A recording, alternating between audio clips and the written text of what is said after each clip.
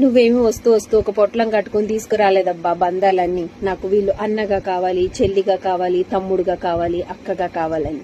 వాళ్ళంతా నీకన్నా ముందే వచ్చేసారు. నిన్ను వాళ్ళు వెల్కమ్ చెప్పి రిసీవ్ చేసుకుంటేనే వాళ్ళ లైఫ్లోకి వెళ్ళి నువ్వు వాళ్ళలో కలిసి ఒక బంధం ఏర్పరచుకున్నావు తప్ప వాళ్ళనేమి నువ్వు పొట్లం కట్టుకుని తీసుకొచ్చి తర్వాత నీకు కావలసినట్టు డిజైన్ చేసుకోలేదు కదా ఏ బంధుత్వాన్ని. కాబట్టి నీకన్నా ముందొచ్చిన బంధాలైనా నీ తర్వాత వచ్చే బంధాలైనా ఆల్రెడీ పైన డిసైడ్ అయితేనే కింద మనం ఫాలో అయిపోతున్నాం. కాబట్టి ఏ బంధానికి ఇవ్వాల్సిన వాల్యూ దానికి ఇస్తూ వెళ్ళిపో, సూపర్గా ఉంటుంది. దేన్ని తక్కువ చేయకే, ఎందుకంటే అవసరం ఎప్పుడు ఎవరితో ఎలా ముడిపడుతుందో తెలియదు కదా. ఇది జీవితం. ఇలా ఎక్కుతాం, ఇలా పడతాం.